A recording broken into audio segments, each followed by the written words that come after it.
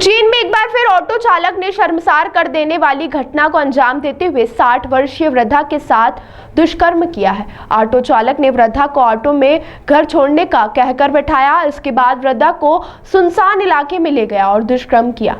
डरी सहमी वृद्धा ने 2 दिन बाद परिजनों के साथ महाकाल थाना पहुंचकर रिपोर्ट दर्ज कराई।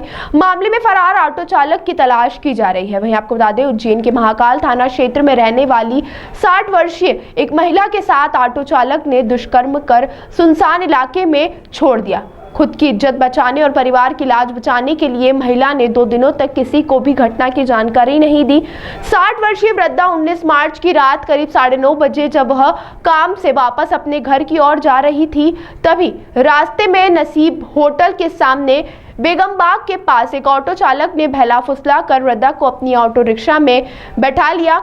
इसके बाद वह वृद्धा के घर की ओर जाने की बजाय तेज रफ्तार से ऑटो रिक्शा चलाकर हरी फाटक ब्रिज उतारकर जीवन खेड़ी ब्रिज की तरफ सुनसान इलाके में ले गया और दुष्कर्म किया। इस दौरान आरोपी ऑटो चालक ने कहा कि अगर किसी को बताया तो जान से खत्म कर दूंगा। करीब 1 घंटे बाद बदहवास हो चुकी वृद्धा को आरोपी ऑटो चालक ने अंगारा होटल के पास छोड़ दिया। वृद्धा किसी तरह पैदल अपने घर पहुंची। जानकारी देते हुए सीसी मिश्र ने बताया कि वृद्धा घटना से इस कदर सहम गई है कि वह किसी को बता नहीं सकी। अगले दिन बेटी ने काम पर नहीं जाने की वजह पूछी तो वृद्धा के आंसू छलक उठे और बेटी को उन्होंने पूरी घटना बताई। अगले दिन शाम को जब वृद्धा अपनी बेटी के साथ जा रही थी, तभी असारी जमात खाने के सामने होटल के पास आरोपी ऑटो चालक दिखाई दिया। वृद्धा ने अपनी बेटी को उसे दिखाते हुए कहा कि यह वही है जो उन्हें ऑटो रिक्शा में बैठाकर ले गया था। वृद्धा की बेटी ने ऑटो चालक चंगू उर्फ सलमान को पहचान लिया और उसे पकड़ने की कोशिश भी की, लेकिन वह भाग निकला। 2 दिन बाद वृद्धा ने हिम्मत जुटाई और महाकाल थाने पहुंचकर रिपोर्ट दर्ज कराई। पुलिस ने आरोपी ऑटो चालक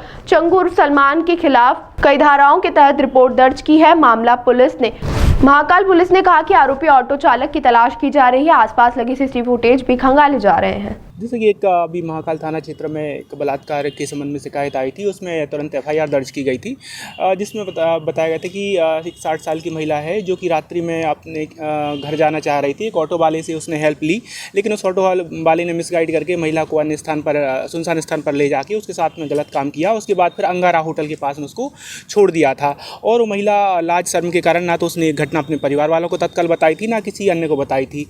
लेकिन जब उसकी पोती को मतलब ऐसा एहसास हुआ कि उसकी जो दादी है सुनसान बैठी है और किसी से बात नहीं कर रही है, तो उसने पूछा कि आप काम पे क्यों नहीं जा रहे हैं और हम आपको लेके चलते हैं। तो वो अपनी पोती वापस से जहाँ वो काम करती थी वहाँ लेके जा रही थी। रास्ते में वो ऑटो वाला उस महिला को फिर से दिख गया, तो उसको दिखते ही साथ में उसने अपनी पोती को बताया कि इसने मेरे साथ में गलत काम किया है। पोती दौड़ के उसको पकड़ने का प्रयास किया, लेकिन वो भाग गया था।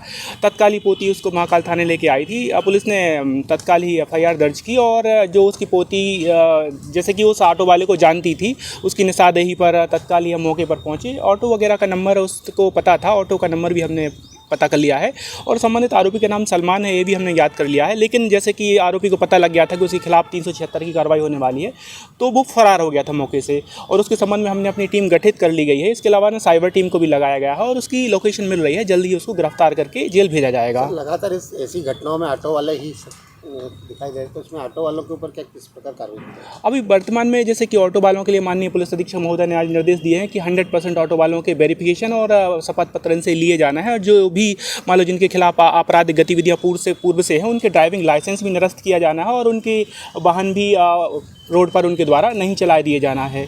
तो इस टाइप की गतिविधियाँ आगामी 2-4 दिनों में कंप्लीट कर ली जाएंगी।